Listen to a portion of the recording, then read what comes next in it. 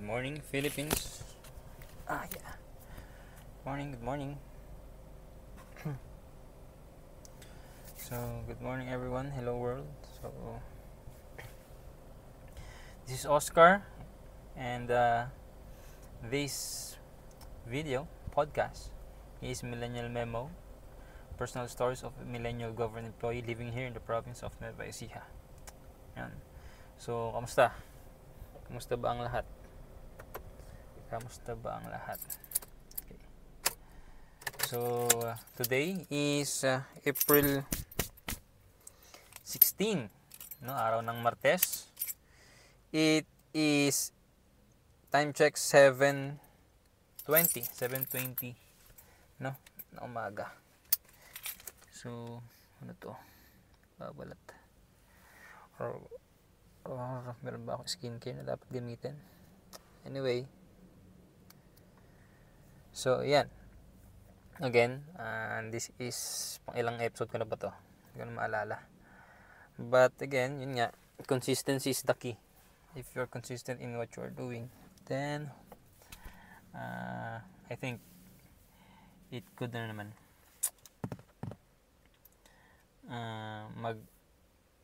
mag-benefit ka naman sa dulo. There's something good at the end, diba?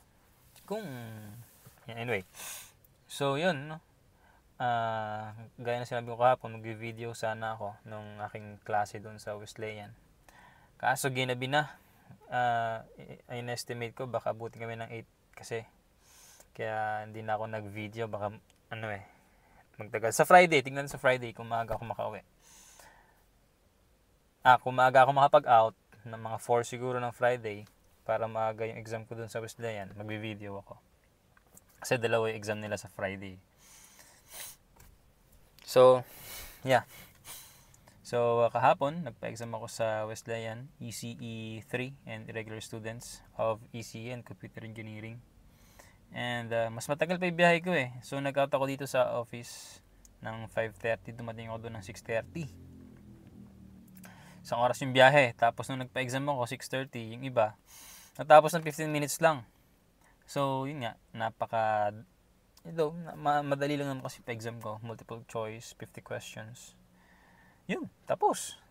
So, kung nag-review sila ng mga presentations ko, pinanood nila yung mga recordings, definitely maganda yung makakuha nilang exam score, no? So, nandito yung test papers. Ito. So, nagpa-xerox ako ng 50 copies kasi sa group chat namin is 49 sila. Pero, may natirang 19. So, I think, mayroon pang hindi nag-exam. Siguro may mga irregular students. So, ito. Wesleyan. Pag-exam ako ng Technopreneurship sa mga ECE. BS ECE 3. Meron akong isang irregular dito, CPE 4. 1S. But basically, puro BS ECE itong mga to. No? Ito. So, 50 questions siya, 3 pages. First page, second page, third page. Yan. So, 1 to 50. Ito na kung makikita nyo dyan. 50, 5-0. Yeah. So, ito, papacheck ko na lang to sa aking mga OJT dito. That's how I maximize my resources. Bakit pa akong papakapagod? Mag-check isa-isa. Kung meron naman akong mga taong pwede mag-check, di ba? That's how you maximize your resources. So, yun. 50 questions, multiple choices for ECE and irregular students, and technopreneurship yung subject. Okay? And, so, again, by Friday, BSCPE 4 para sa aming emerging tech and OSH, Occupational Safety and Health. Okay. May langaw. Anyway, just to share with you our accomplishment yesterday. Just like what I have told you yesterday, no? Again, we already received our request of 5 pieces of laptop to be used by the city health officer for the utilization of our systems for them. No? So we have a health and safety module integrated in our ERP, no? Wherein they can record patient's health card or record, no? Patient's record. Andun yung basic information ng patient. And also, included doon yung request for laboratory, no? And outpatient record card, medical record, laboratory, inventory of what do you call this? Of medicines per box, per tablet, per bottle, per capsule, may mga ganun eh. So and also records payment. So usually if a patient is requesting for laboratory, it comes with a fee. It can be the city health office can offer discounts or free requests, no? Yun lang naman yun.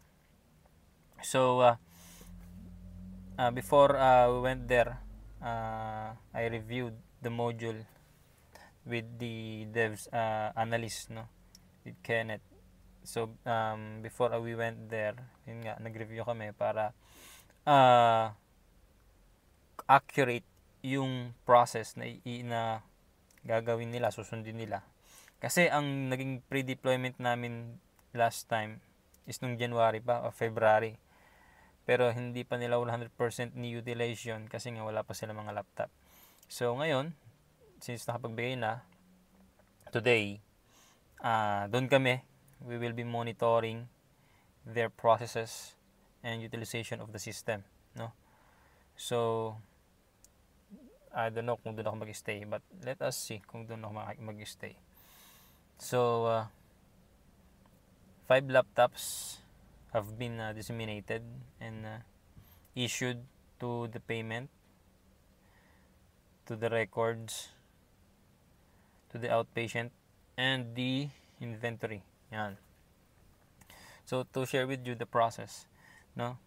First step niyan, yung pasyente, if existing siya, punta siya sa may admin kay sa records kay Ate She to check his or her record, no, existing record. So hanapin ni Ate She yung kanyang record, and then kung makita na yung record niya, magpo-proceed na yung next step doon sa outpatient department wherein the nurses in charge. So meron kasing 3 booth yung city health office namin sa kanilang frontage sa lobby. The midwife, the nurse, and the COS, the midwife, and the nurse, no? So ang process, pagpunta ng pasyente sa lobby, mag-stay siya doon or inquire their records, proceed sila sa available na booth, and then i-assess na sila nung nasa booth. For example, yung midwife, i-assess yung buntes, yung nurse, i-assess yung pasyente, and yung other COS. Yung COS kasi nurse din naman yun, but not permanent. So meron silang 3 booths. So ang ginawa namin, napunta muna kami kay Ma'am She for her to, to remind, to clarify. And ate, natatandaan po ba yung process nung sa inyong records kung paano? So natatandaan naman yan, nare-recall naman niya. So once and for all, once done, in-issue namin yung laptop. Then proceed kami sa outpatient department. Yun na yung may 3 booth na ang in charge pala doon si Ma'am Rosel. Not totally in charge, but siguro mas siyang may mataas na item. So kay Ma'am Rosel kami, and sa chief nurse na office kay Kuya Neil. So yun, we had a talk about ano ba ang karaniwang steps. Yung dev side, yung mga analysts natin, kabisado nila. But for me, sa side ng LGU, I have to make sure that alam ko rin sa part ko. Again, as a system administrator, I have to, memorize, not totally memorize. Dapat alam ko lahat ng steps. So, after ng records, punta na outpatient. Sa outpatient, may 3 users. But sabi ni Ate Rosel, first hour in the morning, 2 lang ang nasa outpatient. Yung isa, nasa may TB dots na nag-i-issue ng mga gamot. No? So, kung marami doon muna isa, then 2. No? So, yun. 2 in-issue naming laptop. So, ang diskarte pala doon, everyday nagpapalit ng officer, duty. So, we cannot issue the laptops in person. So, in-issue namin siya under the outpatient department. Kung saan, we recommend na meron silang logbook kung sino yung in charge that day, kung sino gagamit yung laptop, para alam nila kung okay pa ba. No? So, nangyari dyan, we have this experience na tawag dito, may nanghihiram sa amin kompleto pagbalik, wala ng charger, wala ng mouse. So sabi ko, para maiwasan po natin yung kako Kuya Neil, mga pwedeng magkaroon kayo ng logbook kung sino gumagamit, para makita namin kung anong problema, and makita namin kung sino ba last touch, no? Para siyempre masabihan namin, matanong namin kung ano ba nangyari. So yun, na-train din naman lahat ng mga based sa documentation na meron kami, na-train naman lahat ng mga users ng system. So after ng outpatient, after their assessment, nangyari yun dyan, kung sino yung may access doon, siya automatic yung attending physician, attending nurse. Then meron kasing default doon na information, height, weight, age, ganun. 5 yun 5 default 5 default information na kailangang ibigay ng pasyente. And then, during the assessment, tatanong-tanong. Habang nagtatanong si nurse, tinatype niya yung kanya assessment. Yan, habang ganon. And then, pagdating doon sa assessment at kailangan ng laboratory, pupunta ngayon itong account dun sa cashier, kay Ma'am Beth, para na sa ganun, i-assess niya kung ano-ano ba dapat bayaran for laboratory. For example, tawag dito, based sa assessment ng nurse, kailangan makuha na ng sample ng ihi, ng dugo, CBC, ganun. Hindi ko alam kasi mga terms doon. Sige po, ang gagawin ng nurse, proceed po kayo ulit sa records. Pakita nyo po itong TOP na to para po mabayaran nyo itong request. No? May option din naman doon, mayroong button doon na free ba or hindi. Pagka kinlik mo yung free, hindi free, walang babayaran. And before that, mayroon kasing option doon kung ano yung gagawin sa pasyente. Check mo doon. I-add mo doon, add button for what kind of laboratory. For example, add CBC ba? Add pagka-add CBC, ganun, urinalysis, ganun. Up to 10 ads yun ata, I don't know. But based doon sa aming nakitang records before, mga 3-4 lang naman ng mga request, laboratory request. Oh, ayun ba yun? Gutom na yan. Gutom na. Anyway, yun nga, punta sila dun sa cashier for them to pay the charges. Kung meron, kung wala, hindi, wala. Pwede na sila mag-proceed sa laboratory. Pagdating sa laboratory, magpa-pop up dun yung name noong pasyente. So, ang gagawin, magagawa ng laboratory, ganyan. Pag may result na, input nila dun sa medical record pasyente yung result. Ngayon, pagka sinabit yun, is tawag dito, mabuview na ngayon yun ni doktora and nung attending health officer or attending nurse, to give them, yung magreseta na. Magreseta na sila ng gamot sa pasyente. So yun, that's the process ng City Health Office sa kanilang mga pasyente. And after that, okay naman na yun. So yun, meron pa kasi tayong medical records, medical certificate. When it's a medical certificate yata may bayad ng 50 pesos ay hindi ko maalala. But sa medical certificate kasama yung medical certificate na ini-issue. And yun, tatlo yun laboratory, medical certificate, and outpatient. So yun pa lang naman ang meron kami sa aming system. So aside from that, ang isa pa namin inventory.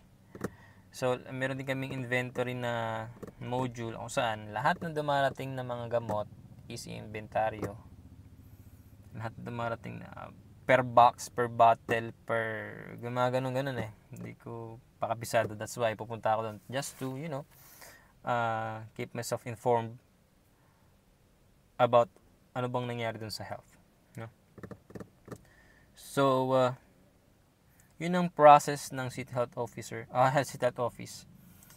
Later on, if I encountered some corrections dito sa aking sinishare na video, might as well correct it sa next mga videos. Okay? So, aside from that, nag-report din ako kahapon kay Ma'am Marge tsaka kay Ma'am Olga sa aming administrator, and sa kay Assistant City Engineer Castro, and sa kay Chief Engineer Valdez regarding the utilization of the system again for the zoning and engineering department. So again, we are done migrating our data from January to April 1.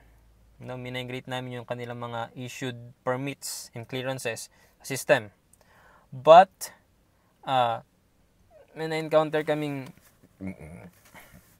not total discrepancy, but ano bang tamang shortage? Hindi. Yung pagkukulang ba na din namin kasi may nakalusot sa amin na 4 na building permit na in-issue na nitong April na dapat ay nasa system na. So nakita namin yung part nung nakalimutan namin mag-report kay Chief about the situation. So nagpunta ako kay Engineer Castro, Chief, Kuya Dave, ako, paano kaya ito nakalusot na 4 na itong sinasabi mo? Sige, gawin na lang namin, i-migrate na muna namin ito ulit, pahabol namin sa system. Pero sana lahat ng i-issue yung building permit is doon na manggagaling sa system. Wag na po kayo mag-manual para po recorded na. Kasi po, kaya dapat sa system na kasi hindi po magtatali yung income and collection ng accounting. Kakaproblema sa part po namin sa ICT, kami po magkakaproblema kung hindi namin siya may tatama, may correct. So, ang concern naman niya is yung kasing na-train namin last time ay tawag dito is naka-seminar ng 2 weeks. So, wala nga nag-i-input. So, sabi niya, report kami kay Chief kung paano pwedeng gawin, kung sino ba ang pwedeng karelyebo or ka-alternate. But ako, nag-suggest ako ng mga names, Genreb, si Jello, or si Cheme. Kim daw dapat yung pronunciation. So again, nangyari, sige po ako, since wala pa si Chief that time, report mo na kay Ma'am Olga. So ma'am, good morning po. I-report ko lang po itong nakalusot na 4 na building permit. Kaya po nakalusot ito sa system kasi po nakatawag dito po, seminar po ng 2 weeks yun na train namin. And according po kay Engineer Castro, sabihin po namin sa inyo baka pwede sila mag-request ng additional tao na hahawak ng system. Kasi po, yung mga tao niya sa engineering is medyo may edad na. Nasa 55 above. 50 above para safe na. And mahirap yata silang maka-adapt sa ganun sa mga system sa computer. Sabi ko. Sabi niya ngayon, no. Try ko sabihin kay Chief tsaka kay Mayor, pero nandun naman si Julie, baka pwedeng siya. Siya medyo bata-bata doon. Siya pwedeng humawak niyan. Alternate sa admin. Kasi, siya din naman may hawak ng procurement. So, pwede rin naman. So, nag-suggest din naman ako si General, si Jello, si Kim. Sabi niya, pwede naman yun. Pwede naman sila. Pero, I suggest si Julie na lang ngayon para nang sa ganun. Isa na lang hahawak ng system sa kanila. Naka-alternate nila yun. So, nangyari, nag-report siya, and I don't know kung anong report niya kay Chief Edgar and kay Mayor. So, nangyari, balik ako. Nung bandang hapon, balik ako ng mga bandang 2 sa engineering, sa city engineer. Nag-report ako about sa situation. So, nangyari, Chief ka ako. Last April po kasi nagkaroon tayo ng deployment ng system na sana lahat ng transactions starting April 1 isa system na. Yung alam po, may nakalusot sa engineering office na 4. So, nangyari po ngayon, nakita po namin ito na pagkukulang naman namin kasi hindi namin na-monitor agad dito sa engineering. But anyway po ako, again, nakita din po kasi namin problem dito, Chief, is wala pala si Lennon. Na siya kasi po dapat ang nag-encode dito. Yun nga kay Oscar paano bang gagawin natin dyan? Nag-report po ako kay Ma'am Olga, baka pwedeng si ganito, si ganyan, si Julie, si Ate Julie, si Cheme, si ganito ganyan, si Jello or si ganito. Sabi ko pa din naman kay Chip, pero based po sa unang assessment namin ni Engineer Castro, Chip, busy daw sila loaded na daw po Oo, tama, loaded na yun. Loaded na sila yung mga engineer natin. So sabi niya, Dave, sino ba pwedeng maturuan sa electrical? Sabi niya ganun. Yung mga bata mo, sino ba pwede? So nagbanggit naman pangalan si ganito, si Engineer Castro, gito ganyan. Ayun, so nagbigay siya ng pangalan, isa, tuturuan namin kung paano ba yung system. No? So, sabi niya, Chip, kaya, baka hindi nila mahirapan sila, ganyan. The good thing about Engineer Valdez is that, hindi pwede yun, ikaw, Dave. Si Mayor kasi nasa digitalization siya, hindi pwede tayo mag-adapt. Tama naman si Engineer Valdez doon, na hindi pwedeng dahil hirap sila, is hindi nila gagawa ng paraan to learn the system, di ba? So sabi ni Engineer Valdez, hindi pwedeng ganun, Dave. Hindi pwedeng ganun. Una-una, instruction ni Mayor, yan, hindi pwedeng hindi nila gawin. Patawag mo si ganito. Ayun, pinatawag. Ganun nga, ganyan. Pare, tuturuan kayo nila Oscar ng ganito, ganyan. Ready lang kayo dyan. Kasi, nag-report sa akin si Oscar na itong 4 na to is dapat sa system na. Since wala sila nun, na manual. So, sabi nga ni Chip, ayoko na ikang sa ano patutuman. Kasi baka magka-problema ang office ng engineering kapag hindi sumunod kay Mayor. Kasi nagkaroon nga ng issue before yung sa zoning. So ayaw nilang may magka-problema ulit sa engineering.